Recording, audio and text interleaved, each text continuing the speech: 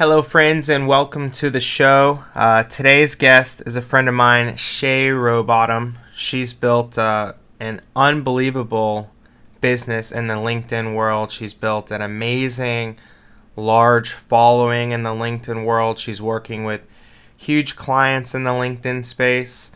She's absolutely crushing it. And I met her a few years ago, really before she started a lot of this in the LinkedIn space. She was partners in a company we were doing business with probably about 3 years ago now, and she's grown and come a long way, and really excited to catch up with her, and I know you'll enjoy the conversation. We talk about a lot of the crazy shit going on in 2020. Obviously, the election's around the corner, so we talk a little bit of politics, a little bit of racism. We can't go a whole conversation without talking about COVID-19, right? We talk about drug use, prostitution. I mean, it was a fun conversation. So I do hope you enjoy it. This is Openly Outspoken with Jeremy Adams, where differing opinions are not only accepted, they're encouraged.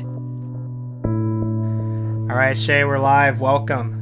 Oh, thank you for having me, Jeremy. It's so good to catch up. It's been a while. It's been a while since, I believe it was a little over a year ago, you were in Orlando, right? Yeah, it would have been, like last summer, earlier in the summer, I think it was. Yeah, so it was about a year ago, yeah, and we were talking about some potential business partnerships back then with your new venture. It would have been like our second time kind of working together on our short business careers. Yeah, it's true. So right before we went live, we were just talking about your new podcast. It's all about healing and everything. Can you talk about a little bit of, your journey and then just what inspired you to start your new podcast right around the same time I started mine? Yeah, absolutely. So it's funny because the last time we connected, I actually didn't share all of this with you because I was still really heavily in the phase of processing still. But I always knew I wanted to start a podcast. I have this big following on LinkedIn now, and that's kind of where I grew my brand. And I sat down to write my podcast, and I knew I wanted it to be about personal development, not marketing, even though that is my industry. I've been really passionate about healing ever since I myself started on my own healing journey. And it's funny because I sat down to write the podcast and I felt like something was off. Like I just felt like this doesn't feel like authentic, like something like it was just like forced. I was like, I don't know, like something's weird. And then it hit me like, oh, like the universe wants you to share your story, like what really happened. Because I'm pretty open on social media, but it's like I haven't shared all the details. So I was sexually molested as a child and I repressed it for years. And it was this huge thing that just ate away at me for so long. And I had no idea until I had some idea, but I will say this. I actually started to fully access the memories about a year and a half ago when I first moved to Miami and I tried ayahuasca for the first time. So my podcast, I decided to tell all and like just open up the floodgates of like, look, this has been my experience. This is not only the place I was in my life that led me to go do ayahuasca because I was so like miserable and at rock bottom, even though from the outside looking in, you might not be able to tell. But the whole journey of learning about plant medicines and like, wait a minute, I just took this plant from the Amazon and like my consciousness levels went up 10,000. Like, how does this even happen? It fascinated me so much that it really catapulted me into the world of like spirituality and healing. And since then, I've done a lot of work on myself, healing from those childhood wounds. And I started my podcast to help other people do the same. That's amazing and interesting that you mentioned ayahuasca because I've been researching that myself. Like, did you do that in the U.S. or was it outside of the U.S.? I did it in the U.S. With a shaman, though. The shaman that I did it with had been doing it for like decades. And he had a really awesome team of people, guides, they call them, like other facilitators nearby if you need help. So, no, I didn't get the whole like Peruvian jungle experience or none of that, but I did receive the medicine. I will tell you that. I did receive the medicine. It works, man. Was it like, I know, or at least what I've read, there's the one I was reading, I think it was in Costa Rica. It was like a 7-day trip, and there's 4 ceremonies in that 7-day span or something along those lines. Yeah. Is that something that you went through, or was it one ceremony, Yeah, great. quote unquote? No, yeah, great question, actually. And I do break all this down in my podcast. If you listen to the first 8 episodes, that's what I launched with, was 8 episodes of me just sharing my story, how I got into digital marketing, how I found ayahuasca, how I remembered my childhood. So I do go into this in more detail in the podcast. But it was a weekend-long retreat. So I did ayahuasca on Friday night, and then Saturday morning they gave us another medicine called San Pedro, which is I don't think it's from the Amazon, but it's like another plant. It's from a cactus. That's what it is. It's like the same family as like peyote, if you've ever heard of that. So it was ayahuasca at night, San Pedro in the morning, and then again Saturday night ayahuasca again, and then the San Pedro in the morning again on Sunday. And like you don't really eat all weekend. It's like, I mean, your body physically can go through a lot in these ceremonies, and mine certainly did. But I'm glad that I went for the whole weekend because I had a lot that needed to come up. So I feel that it was divinely orchestrated for me that I had like a whole weekend of medicines and integration. And then, yeah, that was my experience. Would you recommend it to just about anybody? Yeah, I would recommend it to anybody, everybody. You know, I'm a firm believer that these plants are propagandized for a reason and, you know, made illegal and made wrong for a reason because they're so healing. I mean, it's kind of funny that we call this alternative medicine. It's like this was the medicine that was around for humans for all of humanity. It's really only recently that we've created Western medicine. Like that's the alternative medicine, but we consider it conventional, and then we consider these sorts of ancient modalities that have been around for so long alternative. So I think the big thing when you say like, would you recommend it to anyone, is like, of course, the medicine is, there's a saying in the community, the medicine is for everyone. Everyone's not for the medicine. Yeah. So like you can't just, you know, you can't just like slip this to someone who's not consenting of it, or you can't, you know, like these medicines are supposed to be highly respected, and I would never pressure anyone to go do it if they themselves weren't ready and making that decision themselves. Yeah, that makes complete sense. And you got to give the U.S. government props how somehow they were able to create this marketing scheme where big pharma, the legal drugs, and plants from literally the fucking ground are the illegal exactly, drugs. Right? And it also goes to like what can't be patented, you know? You can't like control and regulate that. Yes, yeah. Exactly. Plants and breath work and yoga. I mean, these are all things that are essentially free. They're free. Yeah. That when I have, because I lean conservative on a lot of things, typically economically.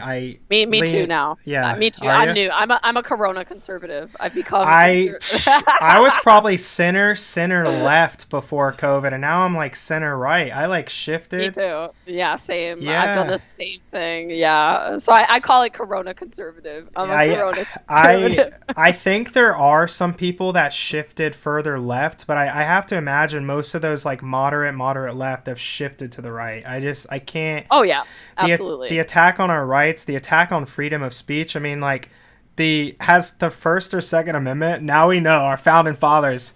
We know why those were number 1 and number fucking 2. Oh my God, it's true. And ammo is like sold out in the U.S. Yeah, just like. Gun sales are through the roof. I think in COVID, alcohol sales, drug sales, and gun sales all just record, and online business sales, which we're very fortunate. Right. But shout out to Unicorn. Yeah, thanks. We actually have we launched on that note. We launched a conservative-leaning ecom brand about a year ago called Proud Patriots. Little under a year ago, but it's doing really well right now. It's a lot of patriotic things, and when we first launched it, I wasn't as passionate about it. I looked at it more of a business opportunity. But now, since my politics have been slightly shifting a little bit, and I'm still very progressive on like drug use and abortion and stuff. I don't agree with conservatives on a lot of that stuff. Yeah, I'm the exact same way, yeah. But now, as we're kind of getting into the business, I'm starting to love it. Like all our products, for the most part, we have a few exceptions, are made in the U.S., so we're providing American jobs. We just brought on a customer service guy. He's former military. He loves his job and being able to talk to the customers buying these products. I mean, I'm actually starting to really, really love it for a couple reasons. So it's weird how I actually started liking a business more with time. But Yeah, I'm like, yeah. we're providing American jobs. Kind of my rebel in me is, or like, F it, we're exercising our freedom of speech. I'm like, we're going to sell. Yes. If we want to sell military, Second Amendment, and Trump stuff, whether I support them or not, I want to sell it because it's my right, you know? So it's... Exactly. Yeah.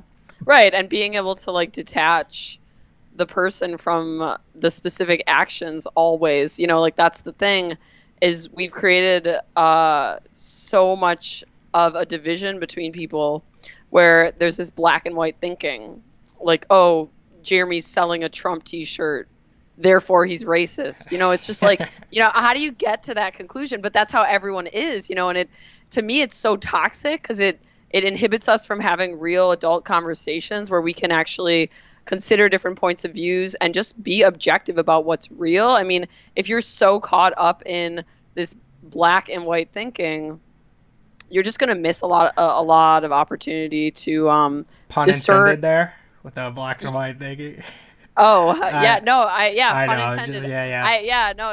But I mean, there's so much I could say about it, Jeremy. Like literally, I could go into it so much with the victim mentality, with the blaming. I mean, I really, like you, always in my life leaned left, and I was never political, like at all. But it's just like, I agreed with a lot of the left. You know, I was like, yeah, gay rights and women's rights and all this. And like, the funny thing is, it's actually the more I healed myself and the more I healed from my own victim mentality, which I had a lot of from my childhood and all these like unresolved things I'd been carrying around, just suppressing all my life, resolving the victim mentality, suddenly I started to see a lot of conservative views. And I was like, wow, that makes sense, you know, because I truly believe the more you heal, the more you're like a healed person is more grounded. You know, they're able to discern truth.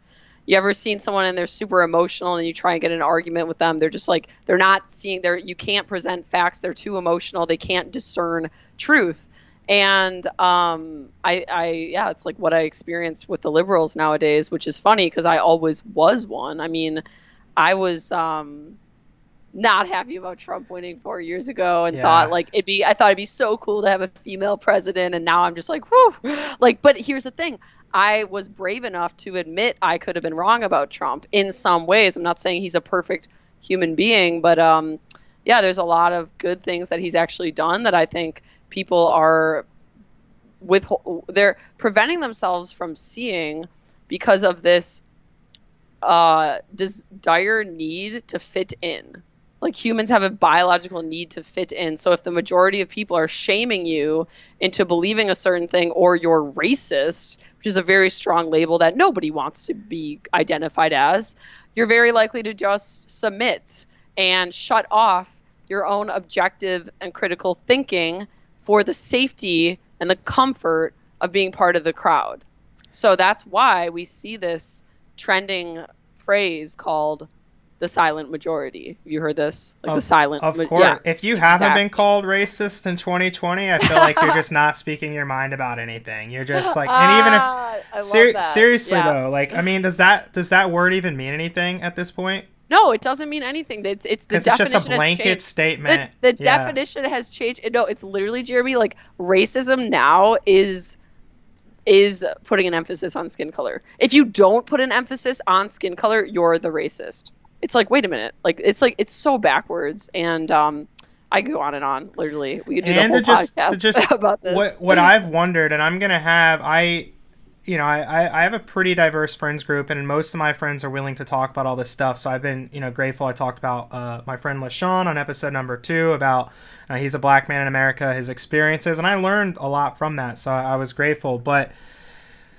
it is a complicated issue, but I don't like how, and again, I was saying how the government, like, give them a round of applause for somehow convincing all these people that plant medicine is the bad medicine and that should be illegal. Right. Like, same to the Democratic Party. Like, how the fuck did they convince all these people that all conservatives are racist? Like, and then they just like buy it. And then and that's the crazy thing too, is they say the BLM movement, the purpose is anti-white capitalism, anti-fascist. You know, if you actually look at who's funding Black Lives Matter, it's a ton of white capitalists. I mean, corporations. Bill Gates is putting money, Jeff Bezos money. I mean, it's like the very thing they claim to be fighting against, they're supporting. And that goes all the way down to the left being more in favor of these lockdowns. Like, who do you think benefits from the lockdowns? Bezos, the corporation. I mean, like, it's literally killing middle America. And now it's become like the Republican Party again. It's like the Patriots, the party of like the working man. And it's just, I think.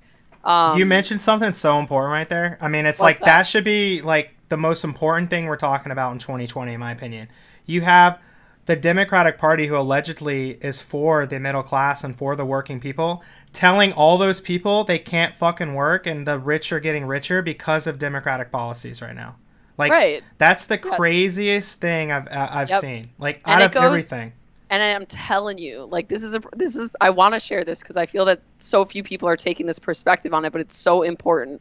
It's victim mentality. Like, it is. People are addicted to being victims. I know it so well because I was that way for so much of my life. So people can actually become emotionally addicted to their own emotions, addicted to the emotion of feeling like I'm wronged and I, get to complain or get to basically just not take responsibility for myself. It's a very childish reaction, but I understand where it comes from because people are just heavily wounded.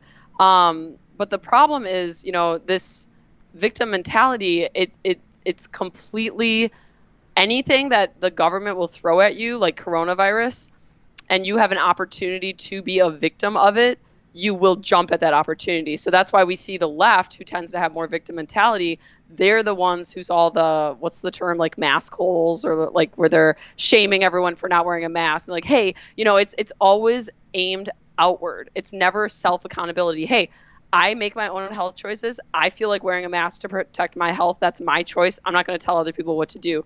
But it's because they have victim mentality that they feel the need to always blame, shame, and project others. And that's why you see they've taken the stance of, this virus is so dangerous, this virus is so dangerous. It's like, dude, why are you believing the news? Why are you just so blindly believing the quote experts when they share these quote facts with you?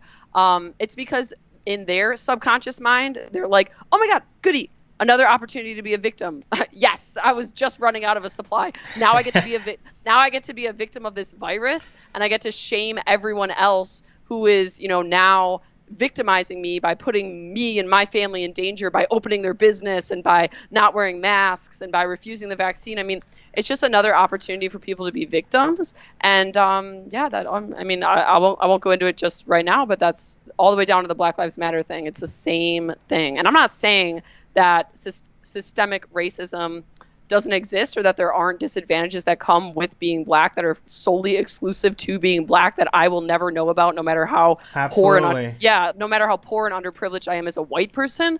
I do think that's real. I don't think that the way that they're attacking it is the answer, and we can get into more of why that is. But yeah, I wanna ask you what you think the solution for all this victim mentality is, because I 1,000% agree. I just wanted to add one more thing on the whole Black Lives Matter movement. I got a lot of hate. People message me mean things and remove me as friends and stuff and blah, blah, blah. But yeah. I was like, what is the point? And I've like made it like really clear. The NBA boycotting strictly for the purpose of boycotting without a clear goal accomplishes nothing. If anything, it just does more harm. You have a league that's almost exclusively Black players with a fan base that by far has the largest percentage of just urban Black fan base, and they're boycotting without a clear, so like, we're gonna boycott, but what do we want the end result to be? So there is no end result. So there's just boycotting to boycott. If LeBron James and or anybody that's a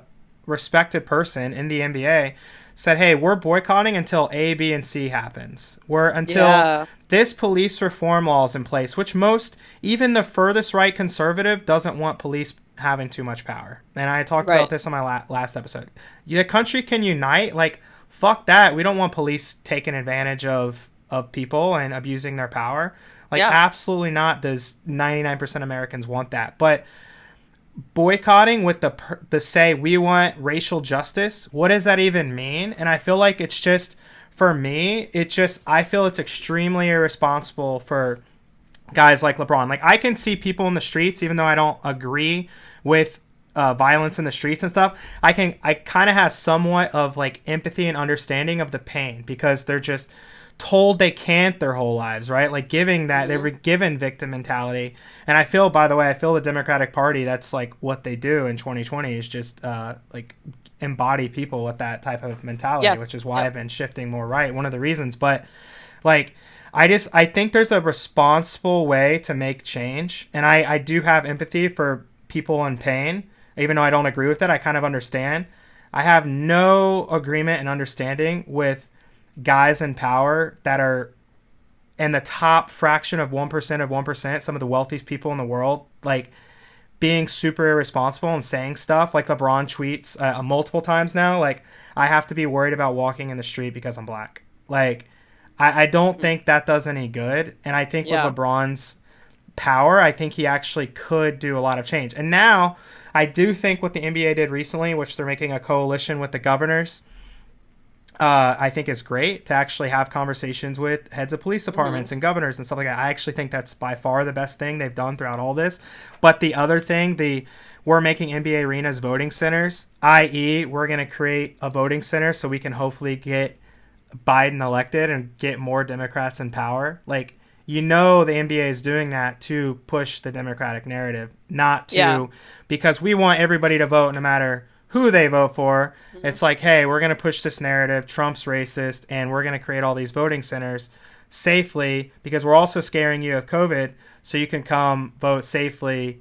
Right. I don't know. I'm going on a little rant. It's so many good points that you brought up. There's so many good points about the NBA boycott and like, what is this really accomplishing, all the way down to like, dude, LeBron, like, what is he, how much money is LeBron worth? Like, you are the epitome of like the American dream, and you're black, why not focus on that? So to me, it all comes down to, and I just want to side note say, it's just really laughable to me that they all call Trump racist, because Joe Biden said one of the most racist things I've ever heard a politician say, which was, if you don't vote for me, you ain't black. I mean, like, that's what the definition of racism used to be, Jeremy. Of course, now the definition of racism is just not being a Democrat.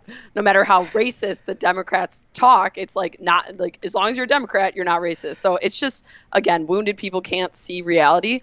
And the thing that really, the thing that I will say for me is, and again, like, it's so perfect 2020. It's like all the healing that I've done personally in my life for my own personal wounds are now I'm like seeing reflected in the world. Like, oh, wow, the whole world has victim mentality and all these things need to shift, because if there's anything I've learned, it's that your thoughts create your reality. Okay. Your thoughts create your reality. So again, I'm not saying that there aren't issues that come with being black, but I do not think focusing so much on being a victim of your race helps, because you actually manifest it.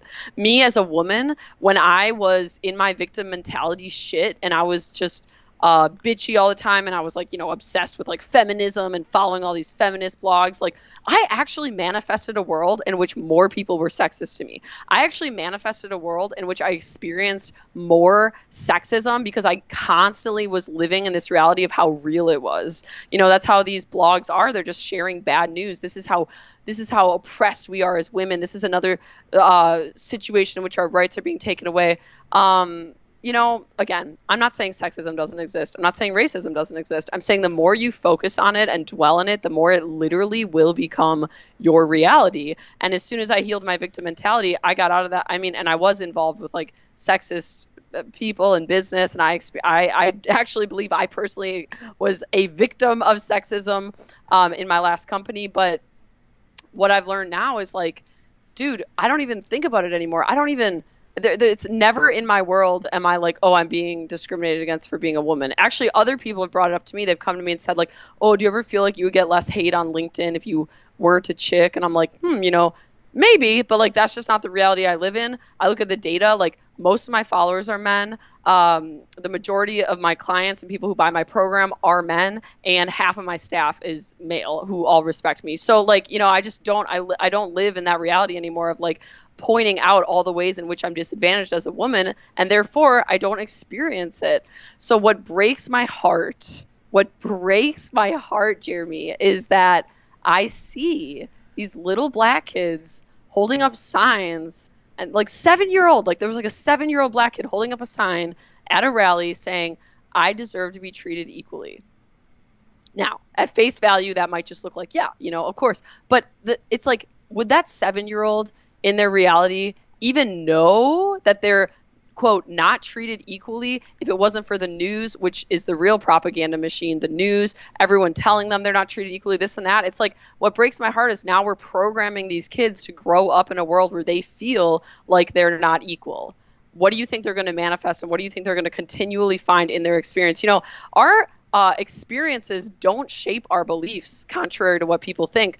Our beliefs shape our experiences. So I think this whole, you know, focus on the Black Lives Matter, focus on how oppressed we are, I actually think it's just going to create a world in which there is more racism. I tend to agree with a lot of that. And again, like I'm for, and I guess solutions in 2020 are racist too, I've learned. But yes, exactly. But I'm very for having conversations to help. And by the way, I'm not a big Trump guy to not vote for him in 2016, but it is important to be able to look at people rationally and say the good things they've done. Trump has done well with opportunity zones, which helps the black community, helps low incomes, helps minority communities. He's also, and the conservatives are also for school choice now, which seems like such a great idea. And what is that? What's school choice? So school choice is essentially that. So right now in the United States, if you're in a bad school district and a public school district, that's the school you go to, no matter what. So if it's a shitty school, so typically low-income communities, shitty schools. What Trump has been proposing and what conservatives have been proposing the last few years is some sort of school choice alternative where there's competition. And again, there's different plans for different things. There's competitions amongst schools in a community to offer a better service. So, hey, the parent gets to choose which school in that selection of schools that their kid goes to. So there's some competition, and so that school's not guaranteed funding, because that where it stands right now, that a school gets funding based on how many kids are in seats. And there are some incentives in place for like standardized testing, in which I think a lot of that's bullshit too, but for the most part, they just get paid based on butts and seats. You have more butts and seats, no matter how people perform. So conservatives have actually been proposing some sort of school choice where it gives competition amongst schools. So if I'm a teacher, if I'm a principal, I know I need to offer a certain level of service, or this parent's going to take their kid down the street. The Democrats fucking hate it. No explanation ever, because they just... Why that would be amazing.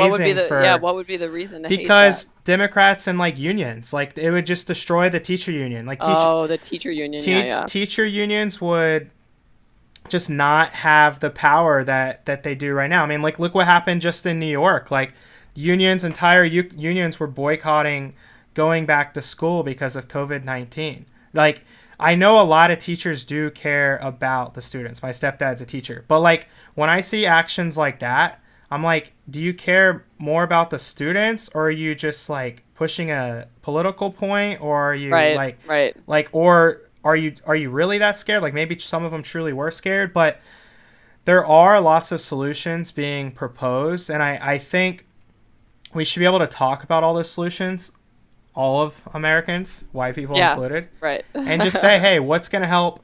And I'm a firm believer, because I grew up, super low income. Right. Class is a much bigger issue than exactly. It is class, and it's correlated. That's why people are so quick to say race. Like it is correlated. I understand that, but to me, I mean, gosh, it's just people have got to take responsibility for themselves, and also start to consider that you've been had. There's another famous quote. How's that go? Like, it's easier to fool someone than to convince them that they've been fooled. I mean, that's really what it is. Like, start to question who could actually be benefiting from me feeling like such a victim, from me not self-empowering, because I used to actually think that too about Democrats, like, oh, they just care for the greater good. It's all about, the overall well-being of everyone. It's like, is it? There's some of these Democratic cities that have been run by Democrats for the past 50 years and nothing's gotten better. The poverty is through the roof. The percentage of Black kids who grow up without a father in the home is now 77%. I mean, why did that happen? To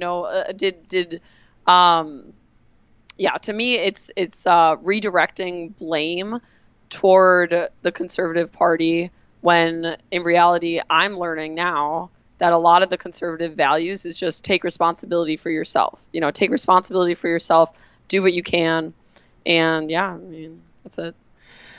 And I believe there are some good Democrats. Like I liked Yang in the primary. I actually liked that. Yeah. You gotta love the Democratic Party too. You have Tulsi Gabbard, who's a woman, who's Hawaiian, who's former military, who's very reasonable and moderate. Like I love Tulsi, and they just like don't even allow her to come to the debates. I mean, they just like because she's not part of the like Democratic establishment. Oh, because she's not super left. Well, no, it's not that she's not super left. She's just not like a puppet like Pete and Biden. Oh, and I stuff. see what you're saying. Yeah, right, exactly. Yeah, and right. so it's just like that's a minority woman who actually would have appeal for moderate Republicans. I mean, former military, I think that, right. in a time like this, and they shunned her, and instead you have a bunch of, old white guys. You have Bernie and Biden facing off Trump. And then what's crazy too is like these Democrats claim to be so progressive and caring about the communities, and Republicans, I know from a principle standpoint, don't agree with it as much. But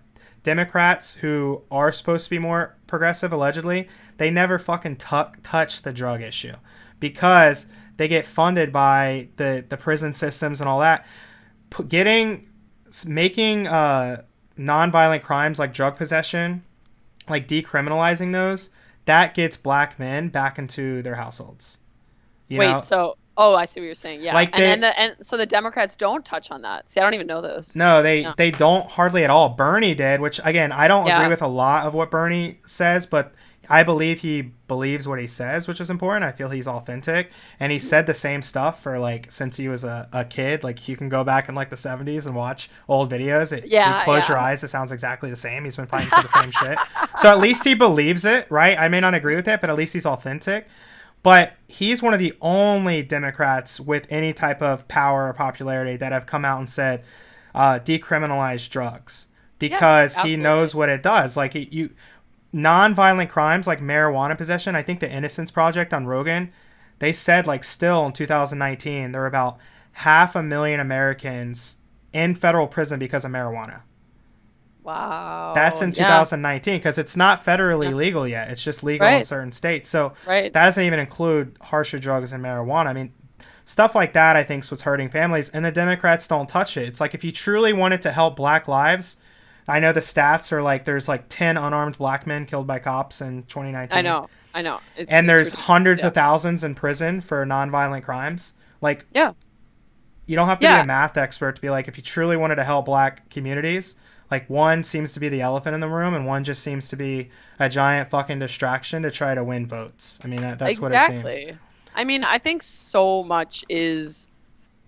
many people are waking up in 2020 to just like, whoa, we've had it wrong, all the way down to this censorship on social media. Yeah. I mean, it's really just, we work on social media, so we know it. We're in the front lines. I mean, I don't know about you, Jeremy, but like I never in my life have seen censorship like this. This is insane. No election, I mean, I've been on social media for the past 5 years working, like it's my job. And like, there's just nothing like this censorship. And, it is making people realize that the media is really a propaganda machine. I mean, that's really what it is. The media tells you to be scared of this, be scared of this. The media tells you to do that. And people are starting to see that. And there was actually somebody who said this recently. It was about a Chinese person. I don't know who it was, but they were saying like, why do Americans watch the news? Like we don't watch the news in China. And they're like, what do you mean you don't watch the news in China? they were like, yeah, it's a propaganda machine, and everyone just knows that, so they just turn it off. And it seems like the America like hasn't figured that out yet. And It's I'm like like, the opposite damn. almost. I feel Yeah, like it's like, CNN had I saw a report they've had the highest rating since the 1980s this year. yeah, because fear sells. Yeah. And if you are addicted to being a victim and you want to have something to constantly complain about and be negative about, boom, like this coronavirus is your supply, it's your drug. Yeah. And this is what I want to say about I didn't get to my point about the drugs, because like this is also what's so backwards, and this is what people are waking up. Like, we're literally raising our consciousness. The majority of the people on this planet, low vibes. Like, they're not very self-aware, they're not very conscious. So a lot of the concepts that are starting to come to the surface, people might call me crazy for, but this is the way I see it. Drugs are never the problem. Like, it's the context of the person. Why does one person go have a surgery, get prescribed pain pills, does their dose of pain pills to relieve the pain, and then they're good, and then the other person goes through the same exact process and they get addicted? It's the context. It's the context of the person. It has nothing to do with the drug, So I think this whole just say no and drugs should be illegal because human beings, we don't have the capacity to make the decisions for ourselves when to and when to not take medicine. I mean, it's just silly. I say legalize all the drugs, and I say fucking legalize prostitution. Like, to me, it's so fucking inhumane. Yes, I said inhumane that prostitution would be illegal. Like, think about it. That's just sex. Like, that's just a basic human, and it's literally the core of our essence. Like, it's how we're all created. Sexual energy is actually what motivates most people. We don't talk about this, but it's like sexual energy is like it's our driving life force energy. And when we just deny and live in this false reality of like this cookie cutter world that we've made up, where it's all like ooey ooey and we don't want to be icky, it's like it just creates this like stigma around sex, which it's like, you can't do sex work, that's so nasty. It's like, dude, to me that's like the same as saying you can't open a restaurant. Eating food should be illegal, having sex should be illegal. It's like, what? It's just a choice. Like, if you choose to go into that line of work, so be it. And then a lot of the pushback I'll get is like, oh, well, Shay, a lot of women who get into sex work, though, they've been abused.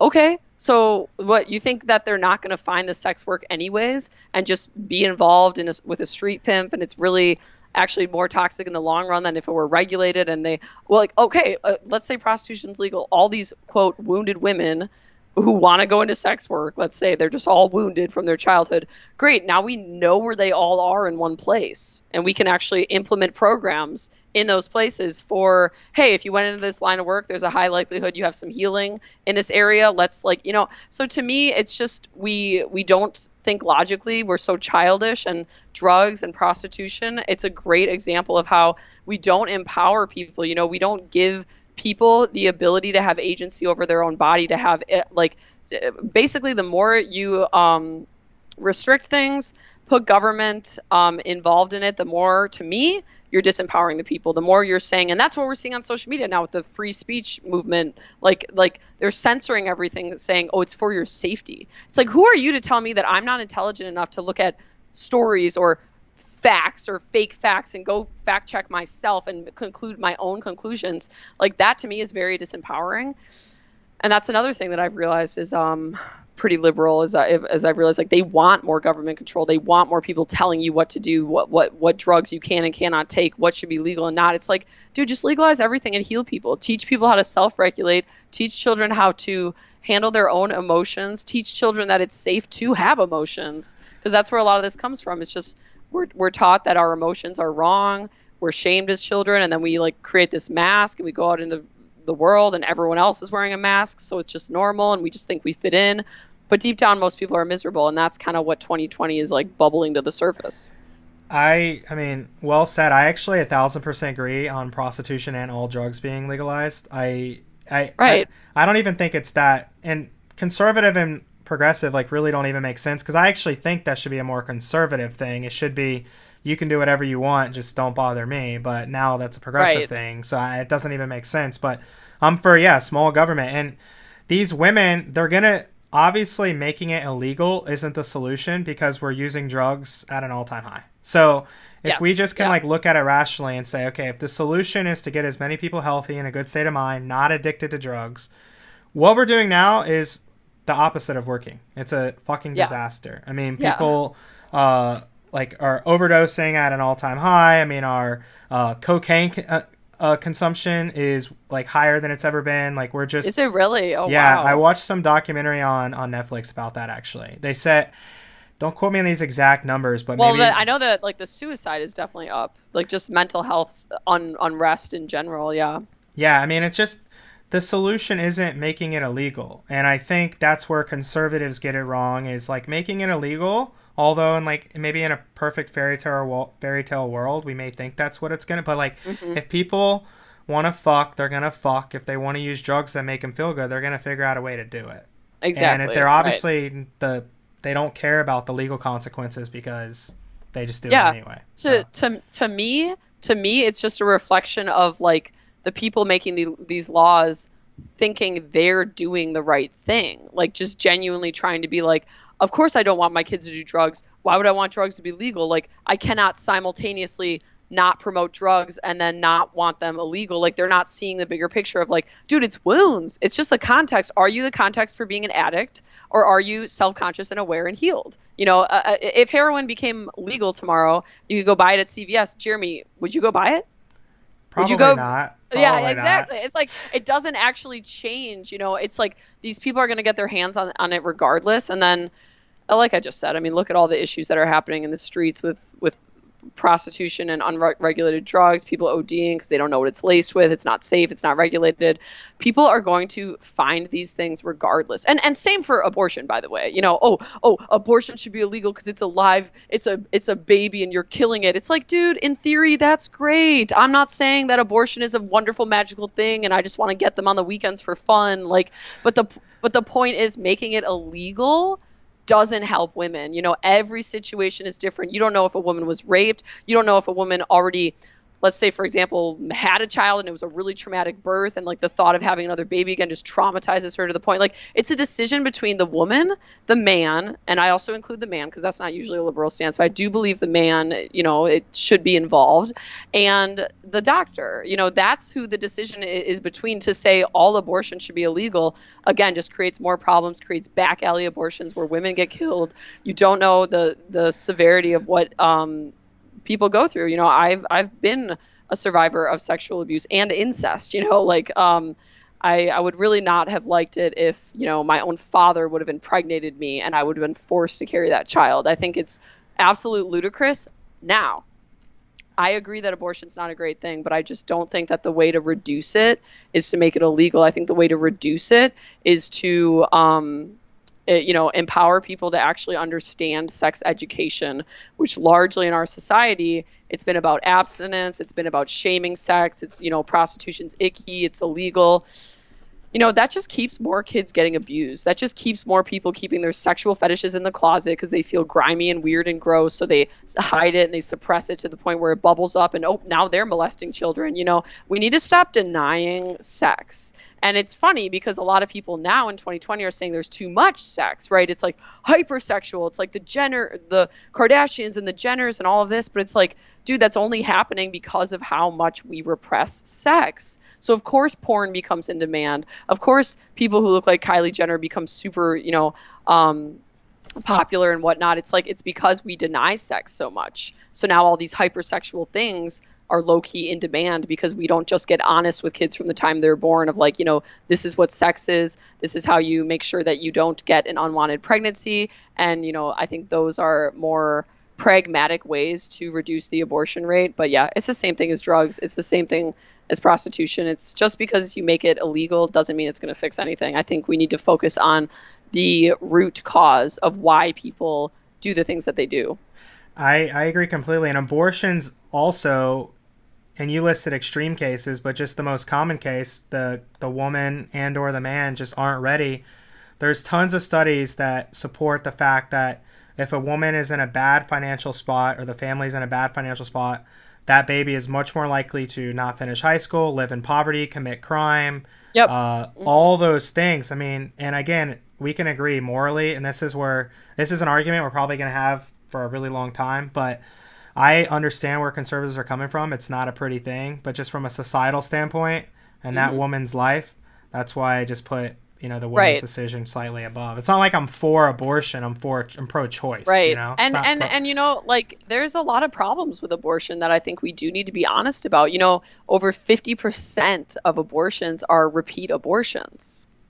That's a problem. That means that means the same women. It's like they're using it as birth control because they're not educated on how to, so like I do see it as an issue, but when people like Candace Owens, for example, and I love Candace Owens. I agree with a lot of what she says. She is talk about bravery, being a black conservative in 2020. Female. Holy shit. But she's very smart. But like one of her big things is improving the rate of father presence in black households, because studies have shown that kids who grow up without a father far more likely to get on drugs, far more likely to commit crimes, far more likely to kill themselves. Actually, I think the suicide rate is like 12 times higher for kids who grow up without a father. So there's that. And then there's abortion, which it's like if you force all of these women to have to have these children they would otherwise abort, that they go into it knowing they won't have the support of the father, and that's part of their decision to not carry this child. You're actually increasing single motherhood. So how does that, you know what I mean? So like even conservatives sometimes I find trip over their own arguments where it's like, but that's not technically true either. So it's not a pretty thing. But I do think there's a lot of cases in which people just don't understand, like, medically. Here's the thing. Here's the way I put it. The woman who's already living, I do believe her life is worth more than a fetus. That's it. I'm not even going to argue, like, no, it's just a sack of cells. It doesn't mean anything. Like, no, there's some spirituality in there. It is like a growing human. It's a soul. Like, I get it. It's morally controversial. But this woman that's already living, like her life comes first. Does she have health problems? Does she have trauma? Was she raped? I do believe that should be the priority. But I do also believe there needs to be a lot more education around sex ed, because a lot of these women that are getting abortions have gotten abortions, and it's a little out of control. Yeah. I agree with the taboo-ness of it too. Like drugs and sex, they're so taboo, and that's what makes us, one of the reasons we're so irresponsible. If it wasn't as taboo, like Portugal proved this. I don't know if you know, but they're one of the only major countries. Yeah. Portugal in the early 2000s decriminalized all drugs, and instead of putting people in jail, they put them in treatment centers. So, by the way, from a conservative standpoint, not only did government spending go way down on arresting these people and incarcerating them, so I know there was a spike in recreational usage, but the addiction rate has gone down every year since implemented. Amazing. Because that should be the goal, is to stop addiction. Recreational, it is what it is. People are going to try stuff, whatever. But addiction rate has been on a decline, every year for like 15 years. They actually saw the same results in Colorado when they legalized, because it was one of the first states to legalize cannabis recreationally. They saw this stats go down on high school weed usage. Like teenagers were actually smoking less weed. And I think it kind of goes back to that whole like forbidden fruit thing. It's like the fact that we baby kids so much until they're 18 and then throw them into the university, say, figure out your life, pick a degree and a life path now. And in fact, even go into debt for it, even though we've just been treating you like a child who had to raise your hand to go to the bathroom every hour of the day. Now you're thrown into a university. You got to pick what your you life want to do for your career, for your entire life. Yeah, exactly. And we'll gladly give you $100,000 loan too. Oh yeah. The responsibility of $100,000 loan, but you cannot legally drink a beer. I mean, come on. Like, so this is what it is, Jeremy. It's just like we're moving into the age of common sense. We're moving in the age where enough people have healed, enough people have done the inner work, the inner child healing, their shadow work, where they're not projecting everything on anyone else anymore. They're owning their shit. Enough people have started to do that it's the Great Awakening. People are like realizing the hypocrisy in a lot of these things, the lack of effectiveness. It's not about right or wrong. That's what I was telling people with this whole shaming culture we have, where we shame one another into submission. Like, it's actually not about you're wrong. It's just about what's effective. Instead of looking at everything from a place of right or wrong, is it effective? Is it effective or is it ineffective? Is molesting kids wrong? Yeah, okay, that's one way to look at it. But actually, it's just ineffective. It just raises kids who have no boundaries, who lack self-esteem, who go off to either become codependent or narcissistic and wreak havoc in the world. So no, molesting children is not effective. But we assign all of these meanings to things like good, bad, and we're taught that from the time we're young in the school system of like, you get an F, you fail, you get an A, you're good. It's just common sense. We need to look at if we're actually raising kids to understand their own emotions and to live in a world that like suits the human spirit. And I think that's kind of what 2020 has done. Like, oh, this is the last thing I'll say. This is, and I'll end my rant here, but it's like one of my friends, she's super fucking spiritual, and I hang out with these hippies. They're like talking about astrology and like, oh, the moon and the planets. And I'm not like that out there with this. Like I'm in it. But yeah, she said to me, coronavirus is so intelligent. And I love the way she described it because it's like viruses, they're just a frequency. They're just a consciousness. And she was saying coronavirus is so intelligent because look at what it's doing to the world. We've been hurting for a long time and we haven't been willing to face it or deal with our shit or get real. So what coronavirus has done is that it's actually created this break in the planet. Whether or not you agree with the lockdowns or how severe this virus really is, or if they're lying to us or not, this is the beauty in it. And I will say this, the lockdowns and forcing everyone to sit inside for 6 months is quite literally the only break that a lot of these people have ever gotten to sit with themselves and to really reflect and meditate on like, wait a minute, like, yeah, what, like, who am I? Like, what do I want? Like, what is the television? Like, what is, and it's like, and it's causing people to move out of cities. Like, look at New York. New York is like breaking apart where people are starting to move like, what's the word? Urban again?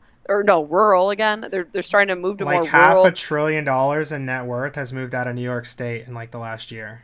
Yes, and everyone is putting money into self-sustaining compounds, farming, guns. I guess you could throw in there anything to sustain yourself on your own and be like self-sufficient. It's like causing us to return to the earth and go back to the earth.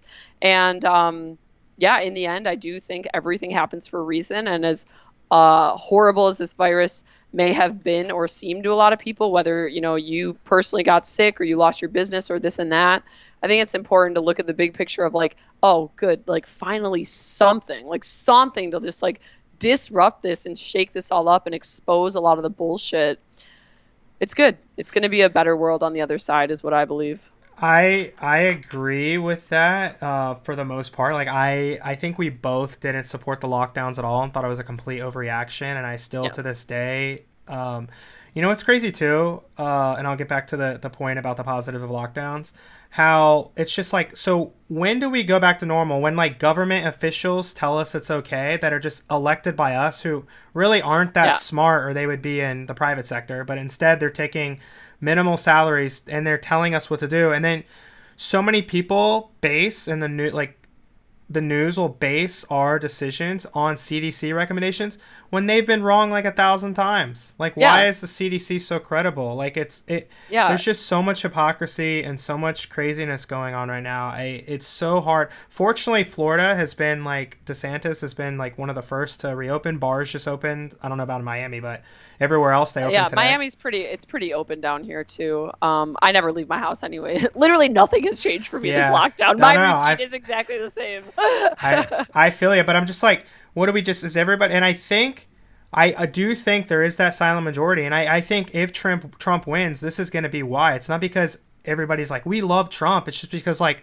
whatever the fuck Trump is better than that bullshit going on over there, the crazy stuff. But I do agree, by the way, like I started this podcast. I'm the healthiest I've ever been. I've been like losing weight. You look good. You look good. Yeah. I've been eating really clean. So I agree. A lot of good things did come from it, even though I don't agree at all on the premise of the whole thing. But I think you and me are the type of people that will make the most of any situation and look at the silver lining.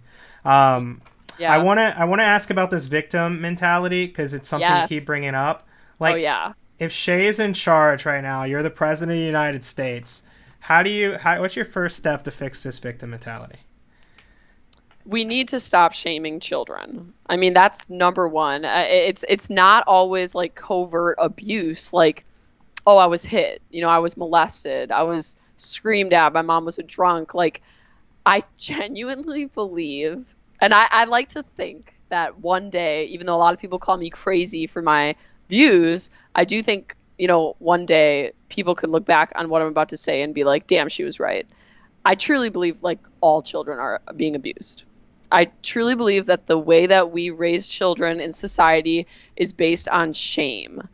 And so this is, if you follow me on LinkedIn, you actually see I talk about shame a lot. I talk about the map of consciousness. So David Hawkins created this map of consciousness where it's all the way from the lowest level of human vibration all the way to the highest, which is like enlightenment, joy, love, all the way down. It goes, the more you go down, the more it's like, pride, anger, apathy, and the lowest of all human vibrations, guess which one it is? Is it shame? It's shame. Yeah. The lowest level a human can get to is shame. And the way that we child rear in society, it's just so normal to shame the children when they're not doing what you want. You just shame them into submission. And we're not seeing it because it's the way that we were raised. We just think it's normal. But essentially, when a child is shamed so much, and again, it doesn't have to be sexual abuse. Those are more extreme cases in which that's a ton of shame. But even just a look or emotional abuse or verbal abuse that's more subtle, like when a child feels shameful, they don't have the capacity as a child to deal with that pain. So what they do is they split from themselves and they form a false self in an effort to survive, because in the child's brain, they're like, well, I'm just so shameful to exist. I don't want to be me. Me is shameful, so I'm going to create this false self, this other me over here, which is, you could also call it just like a mask that we wear.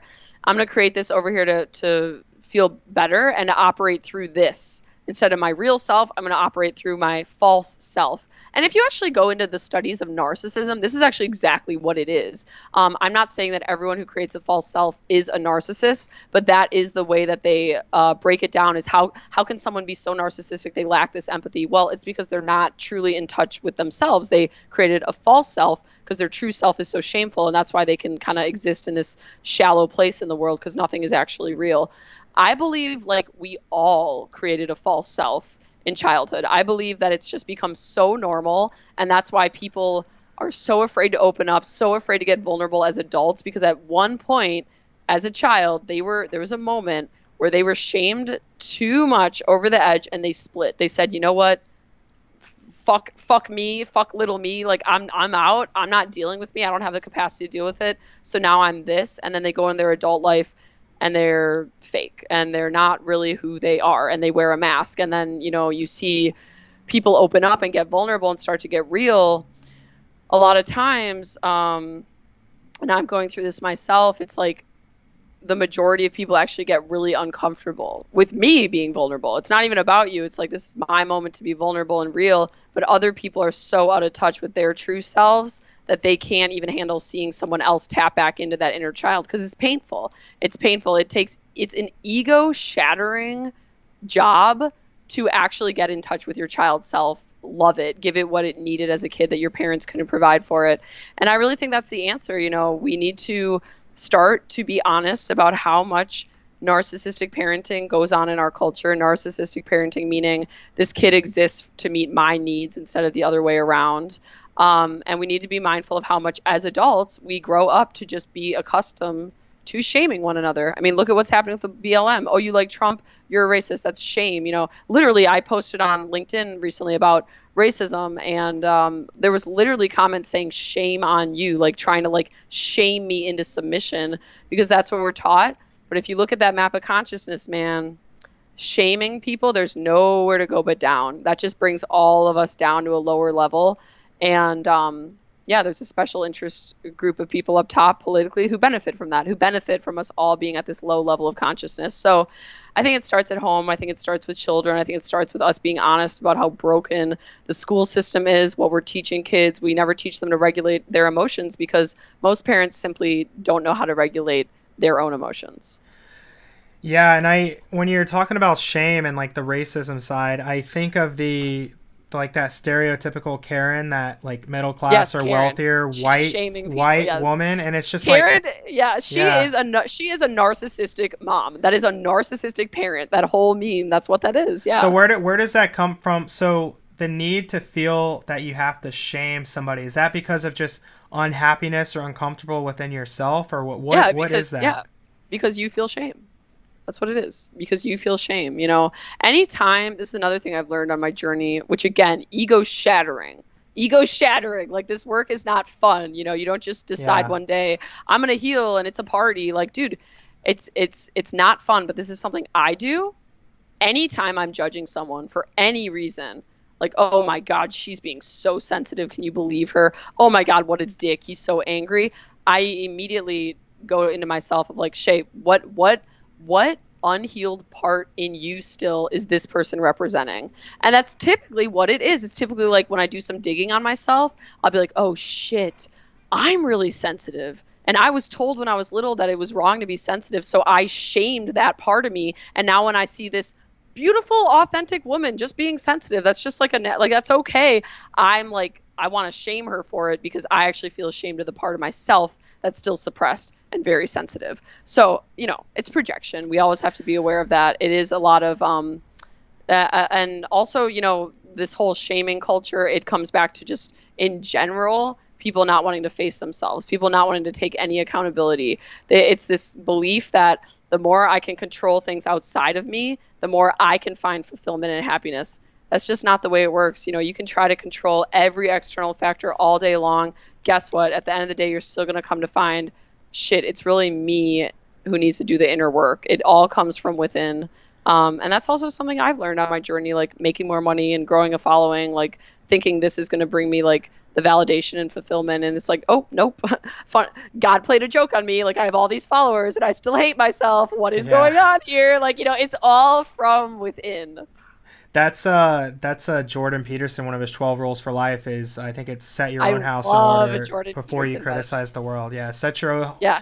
And because he says, like, if all you're doing is criticizing the world, you're not creating leadership skills and relationships and influence skills and stuff like that. That if you set your own house in order, you can actually make a much bigger impact on the world than just criticizing the world.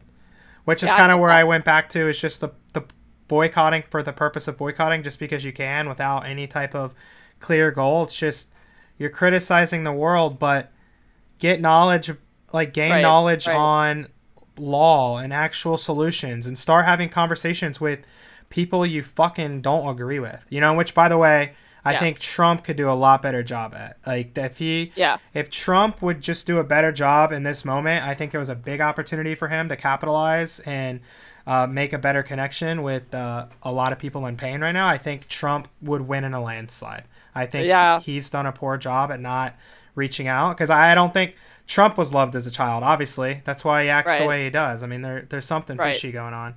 I love that. I love that you pointed that out about him. Yeah, I agree. Something I heard, and it may have been Brene Brown, she talks about shame, but I don't know if you've heard this before.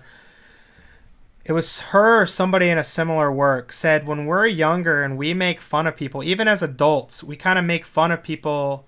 Like, remember kids in band, we'd kind of think that's funny, or they're nerds, or kids that maybe go to Comic-Con, or people that go to Comic-Con as adults and dress up in full outfits.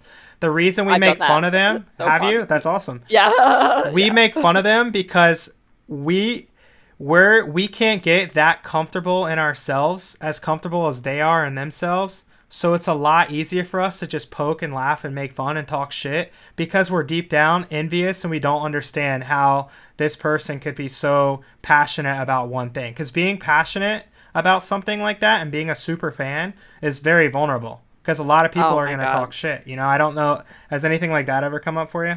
I love that. No, absolutely. Absolutely. It comes up all the time. I mean, yeah, you know, I have kind of been set up to be very comfortable with rejection and not fitting in, you know, like, I didn't have an easy childhood. My family, you know, largely disagreed with me and shamed me a lot. And as a kid, I didn't know why. You know, I just felt like, okay, I'm a rebel. I want to get out of here and this and that. But when I look back on it all, the way my mom treated me, I was basically telling the truth. I was a very objective kid. I could think for myself. I could formulate my own opinions. And it threatened her so much because she was unwilling to face her own truth. So the more that I'd come out and be like, just authentic, she was always kind of like on her heels for me. Like, what is Shannon going to say next? I'm nervous about what my daughter's going to say because she's not in the place of keeping up this facade with me and the rest of the family. And yeah, so it's, for me, it started in the home, and I decided early on, this was years ago, before I even ever moved to Miami, before I tried plant medicines even, like, I had actually cut out my family, and I just decided, like, you know what, these people, like, this, like, need for their approval, it's just bullshit. If we just take away the label mom, dad, sister, brother, let's say that you have no idea who these people are. They show up on your door one day and they're like, Jeremy, we don't like what you're doing. Your online business is stupid. I can't believe what you said in that You would just be like, who the fuck are you? You'd be like, get away. It wouldn't. It's just the label. It's just the mom, the dad, and all of that puts this pressure on us. So when you're able to break free of that, which I'm not saying it's the best decision for every family. In my case, it was to actually go no contact. I went out into the world and was able to actually open up space to attract people who did align with me, but I had to like get rid of their energy first to open up space to find people who align with me. Now, I still, in the end, piss off a lot of people and am outspoken and call people out on their own shame and their own inauthenticity. But I feel so blessed because it's like, oh, now I get it. Now I get it, God. Like, my whole childhood and going through all that rejection all those years set me up to just be like a tank, like, I mean, you should see some of the shit people tell me. It just does not affect me at all. Sometimes people send me the comments of the haters and they're sending it to me like, oh my God, I'm so sorry, Shay. Can you believe this said this? And I'm just laughing. And I'm like, honestly, it does not affect me at all anymore.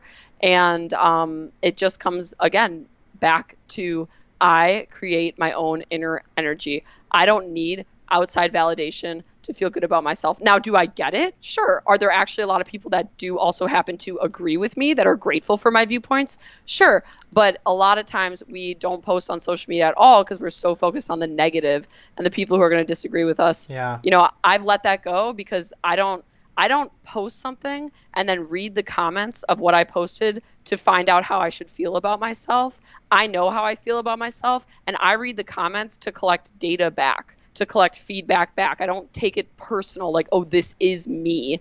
And it took a long time to get here, but I do feel like it's one of my gifts, and I'm grateful for having gone through that adversity.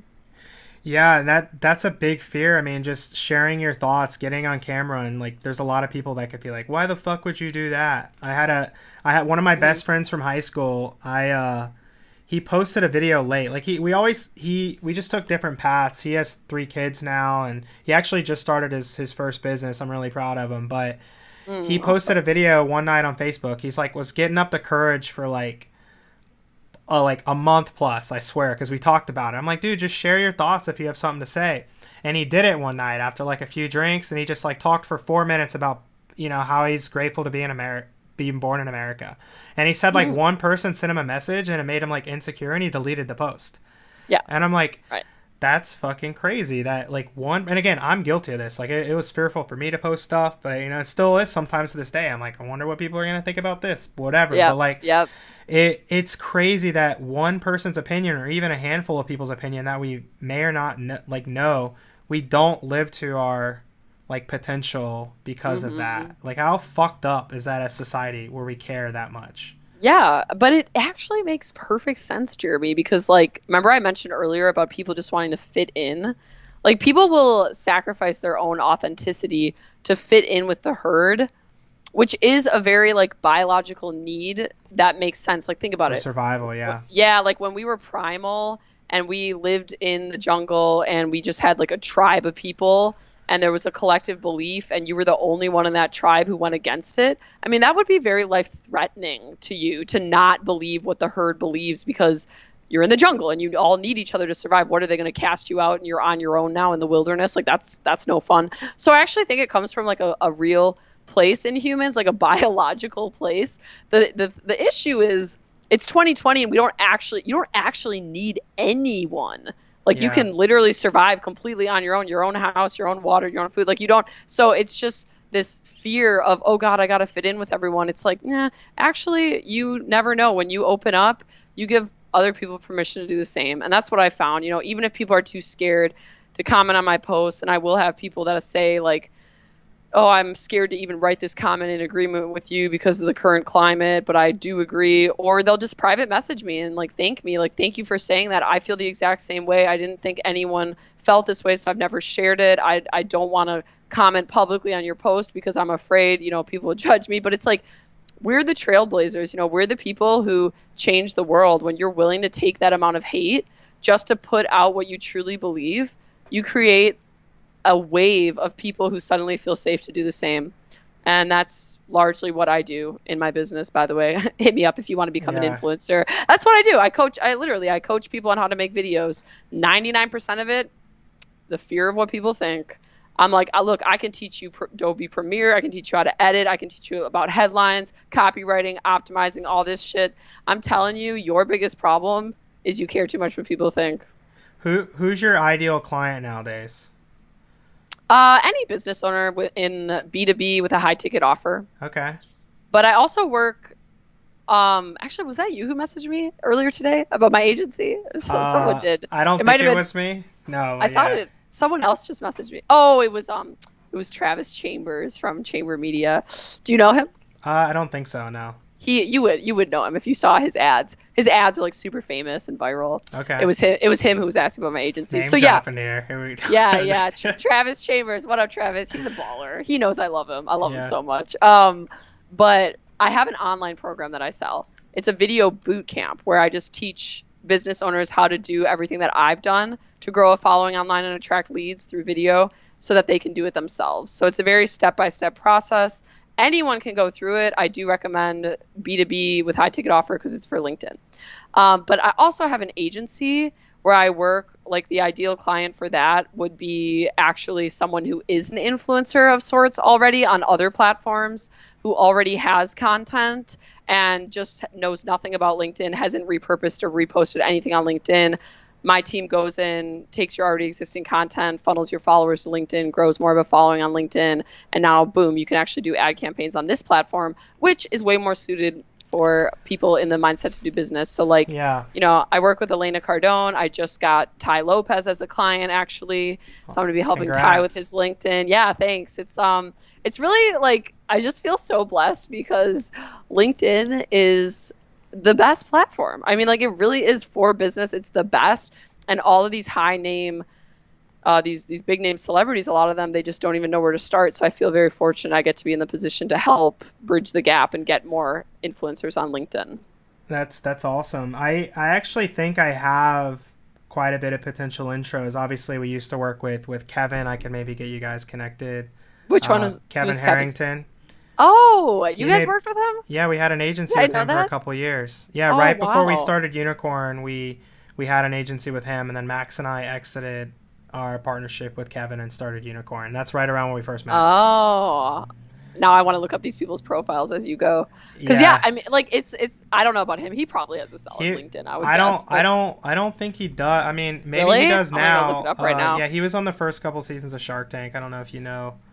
I'm familiar with Shark Tank. But yeah, this is exactly what it is. Like, you'd think that these people. Oh yeah, here he is. Let me see. I'm pulling up his profile. Let's see. 40,000 followers. Ooh, a measly 40,000. Is that good or bad for LinkedIn? I don't know. It's actually good for LinkedIn because LinkedIn influencers largely are small still at this point. But for him and his name and his brand, yeah, he should be way bigger. Absolutely. I mean, I have 400,000. And who's Shay Rowbottom? That's crazy. You have 400,000 people on LinkedIn.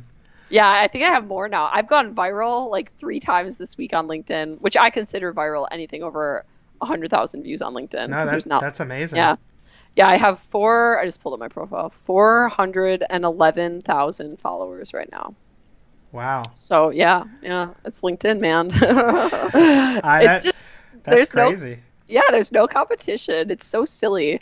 It's starting to get denser now. Like I will say the contrast from when I started 2 years ago to now, yes, it has gotten more saturated, but I'm just still amazed at how underutilized this platform is. I mean, it's truly the most conscious platform I've found. Like there's a lot less trolls, there's a lot less immaturity, there's a lot less fluff content or just like filler content. Everything's about business. Things usually have a pretty good message of personal development. It's just like everyone here is either trying to better themselves, grow a business, or get business, and that's it. So hit DM me for some opportunity. I feel like I get like 50 messages a day from some. You get pitched DA. at, yeah, right, exactly, and that happens a lot. That's kind of like the running joke on LinkedIn is like too much pitching. So that's why I teach people how to make organic content, because you don't need to pitch. I have yet to pay for any advertising. I have not ran one single ad on LinkedIn. Every single lead comes inbound because I post so much organic content. I'm just always attracting attention. And then people come to me and they're curious. I mean, that's like that's a way easier sell. They came to me. Yeah. You're in the power position. Exactly. Yeah. So let me help you. I'm going to go to your profile. No, don't. No, I'm just kidding. Dude, yeah, I gotta. Are you, Jeremy C. Adams? Yeah. C. What's your middle name? It's Christopher. Oh, isn't that your brother's name though? Yeah. So it's my dad's name and my brother's name, and then mine's my middle name. That's ridiculous. That's too much, Christopher. They're really creative. Oh, dude, it doesn't even look like you in this picture. You got makeup on? Yeah, we're doing like a photo shoot. Dude, that's fancy. You look, this is, you got 8,000 followers. That's not bad. It's not bad? Yeah. No, not at all.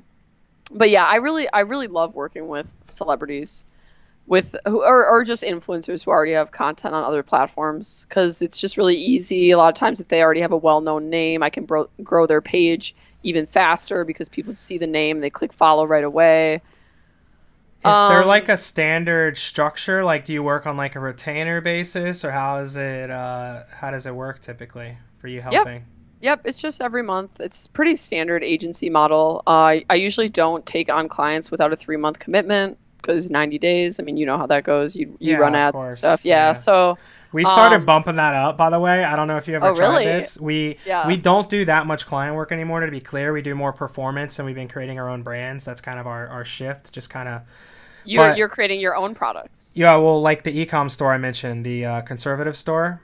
That was our first store, and like we plan on doing more. Like, and we think we're gonna go after that same demo, that conservative buyer demo, whether it's in the survival space, the gun space, or the finance space. There's something about conservatives. You gotta get on LinkedIn. You gotta get on LinkedIn. We're okay, go, and then I'm gonna give you a spiel about LinkedIn. But we're spending quite a bit on Facebook and Google right now on ads. I mean, we're probably right now spending around 10K a day in ads on between those two platforms. So there is opportunity. We just don't know anything about LinkedIn. So if you think that business is okay for LinkedIn, great. If not, we do have some other opportunities like in the finance space that we're getting into right now that could be much better for LinkedIn. Well, yeah, that could be. But actually what just came to me, and this is the way I work with clients, it's very outside the box marketing here. But like, this is what I would recommend. This is such a beautiful opportunity for you to grow your LinkedIn, and I really hope that you actually do what I'm about to tell you to do, because I would, if I were you and you're growing this e-com brand, and especially if it's leaning toward conservative audience. I mean, LinkedIn is very conservative. If I were you, I would just actually document to some degree like what you're actually doing to build this business, and start posting those videos on your LinkedIn, and just actually be like, hey, Jeremy with Unicorn back again, or whatever the new company is, back again. Today we built this, or we built out our platform. Today we launched this. This is our next step. And then, you can always plug it. Like, if you know anyone interested in these products, tag them below. I'm looking to grow on LinkedIn. Anyone you think I should connect with, tag them below. People just love that stuff, man. People on LinkedIn love supporting other people on their entrepreneurial journey. So since you're starting a new business and it actually has to do with conservatism a little bit already, it's like so niche for LinkedIn. I would just start doing a vlog. That's a good idea. I'm not as heavily involved in ops, though. I'm more on our partnership side. So if there was a way for me to do it that Oh, even better. Then you need to be pounding the keyboards on LinkedIn, because if you're in the relationship space, I mean, LinkedIn is all about the relationships. Okay. So you could just be like, yo, I'm building this company. I need friends. Who's trying to help? Hire an admin. Just hire a VA for like $4 an hour and have her send out max connections every day on your behalf with a customized note. That's how I grew my connections. People are like, oh, you grew so fast. I'm like, I didn't do anything. I just paid someone $4 a day. Yeah, I actually have a VA right now that's doing some outreach for us for some other stuff. I could probably just split her time a little bit and have her start and see how that goes. Oh, and bro, if you need outreach, I do that too. So you could always hire my... Oh, yeah. You guys do that? Yeah, we do that too. It's a menu of options. If you want direct outreach campaigns where we actually message people on your behalf and bring them into your funnel, like kind of do the whole nurturing process for you, yeah, hire my agency, bro. Got you. All right. I don't know. What's the opposite of bro? Sis? You can call me bro. It's okay. No, actually, that's not woke. That's not the progressive left woke side. What pronoun actually should I use for? Right? Oh my gosh. Yeah. And wow, it's just I want to talk about the masks. Can we talk about the masks? Yeah, we go ahead, rant on the mask, because we probably agree on a lot of this, so I'll just listen and like get enjoyment out of it. All right, here's my conspiracy theory on the masks. Like, to me, actually, this is kind of the whole lockdown and coronavirus in general. To me, the greatest gift that we have as human beings, there's the greatest strength, I'll say. The greatest strength that we have as human beings is our unity, is our community. So, what's happened since coronavirus? Do not gather in groups. Do not gather anything over 10. Churches closed. Festivals are closed. All these things that historically have united us are closed. And on top of that, if you do have to go outside to go to one of our corporations that's still essential, like Walmart, if you do happen to go outside, stay 6 feet away from everyone and wear a mask. Okay. So already between all of those things, that makes it very difficult for people to communicate with one another. Human beings need to communicate with one another. We need to, be able to hug each other. We need to be able to see each other's smiles. Like, I know it might sound corny, but like that actually does contribute to immunity and health. Like these things. And I just find it appalling that we've gone so far in the modern world away from spirituality and connecting to nature, connecting to God, that we actually think masking everyone is good. I mean, it's just like all these kids growing up seeing people in masks, like it's like, oh God, it's such like a scary world. And so you have that. You have the lockdowns. Don't gather in groups. Don't go to church. Don't see anyone, or if you do go outside, wear a mask and stand 6 feet away from someone. That makes it really hard for humans to communicate. You're all wearing masks. You're not communicating. Now, where's one of the last places left we have to unite and communicate? Social media. Yeah. Oh, and guess what's happening on social media? The heaviest censorship we have ever seen. Entire pages being shut down.